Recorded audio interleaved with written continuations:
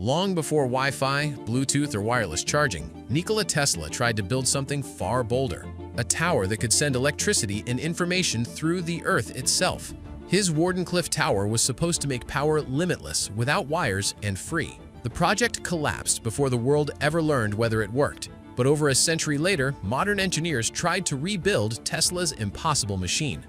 And what happened when they switched it on shocked even the people who believed in it most. Back in 1901, Tesla built something so strange that it baffles scientists to this day. At first glance, it just seemed like a strange-looking tower towering over the skies of Long Island. But in reality, this metallic structure represented an innovation so great that if it were to come to fruition, the whole world would have changed.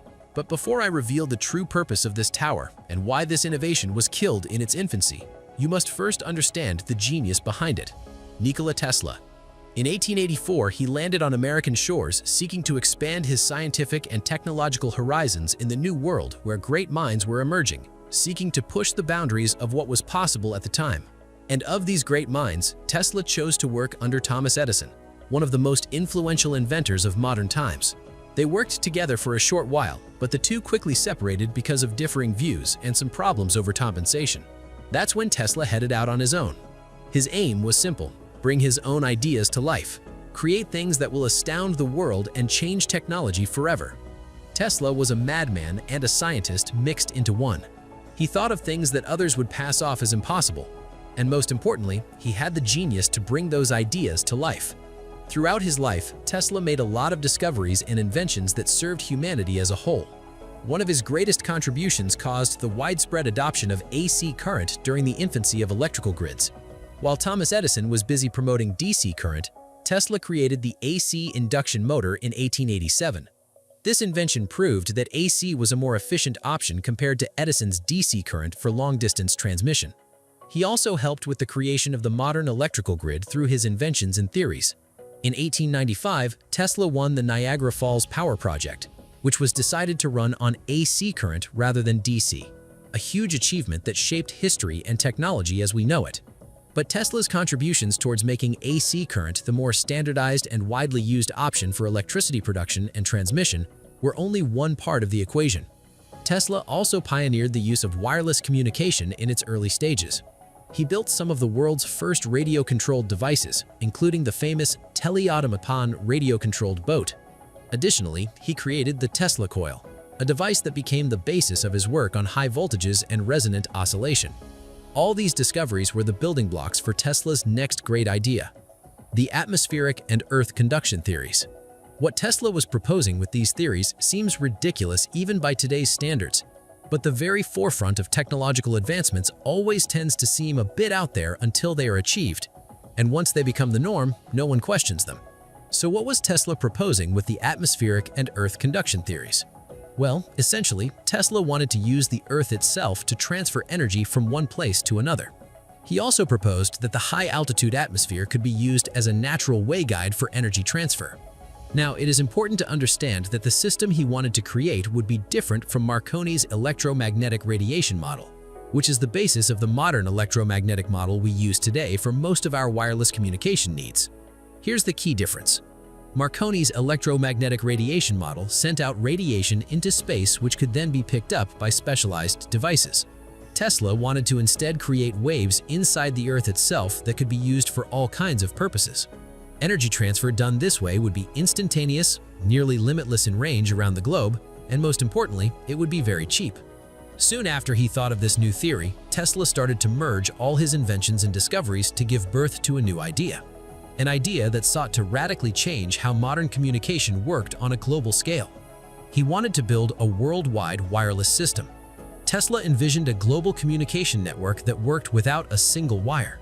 Messages, telephone signals, and even images would be transferred wirelessly.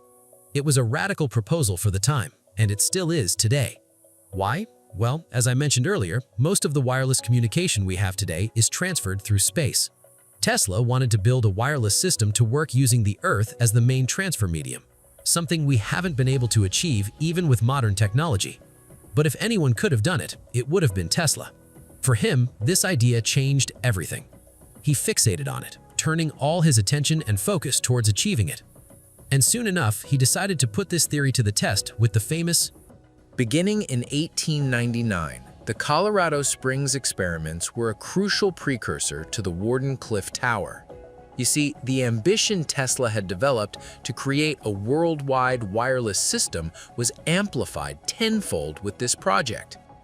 Eager to create a proof of concept for his big reveal, Tesla built a massive experimentation station in Colorado Springs. The location he selected was not random, it was carefully picked to facilitate his work.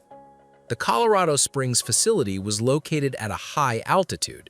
This made it much easier to create electrical discharge experiments due to the reduced air pressure. At the same time, Tesla had picked a place where lightning storms were very common. This gave him a unique opportunity to observe and study naturally occurring electrical phenomena. The added benefit was that Tesla had been offered free electricity for his experiments in the facility by the local power company. After all, Tesla's reputation had increased a lot since he landed on the American shores. Now he had a lot of people ready to support his technological advancements. With the giant complex completed and a source of electricity ready, Tesla began his work to prove that worldwide wireless systems were a viable technology. Here, he built the largest Tesla coil he had ever built and nicknamed it the magnifying transmitter. This thing was very power-hungry, but in exchange, it was capable of producing tens of thousands of watts of electrical discharges. For a year, Tesla used this facility to conduct experiments with electricity. What happened behind those closed doors, no one is entirely certain. What we do know is the strange phenomenon that began occurring around the facility around the time when Tesla was conducting these experiments, and some of this stuff will blow your mind.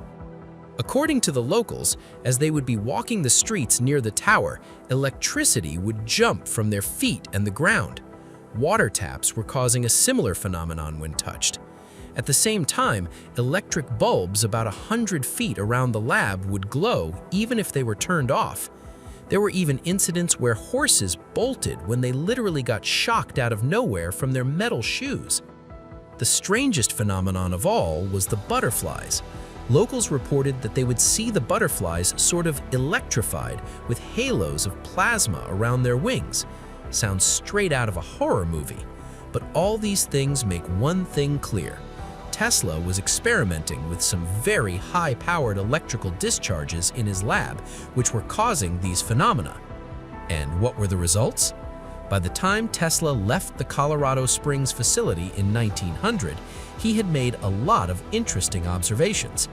He was able to demonstrate that lightning could be transferred using resonant induction more than 100 feet away wirelessly. He was also able to create artificial lightning that was nearly 130 feet long.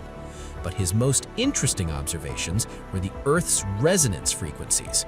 According to Tesla, he had discovered these frequencies during his experimentations, and to him, these essentially proved that the Earth acted as a giant electrical sphere resonating with energy, meaning there was a way to transfer energy through it if the frequencies were just right. This made it clear to Tesla that wireless energy transfer across Earth was possible, in theory at least. The system of global communication and transmission he had dreamed of could become a reality.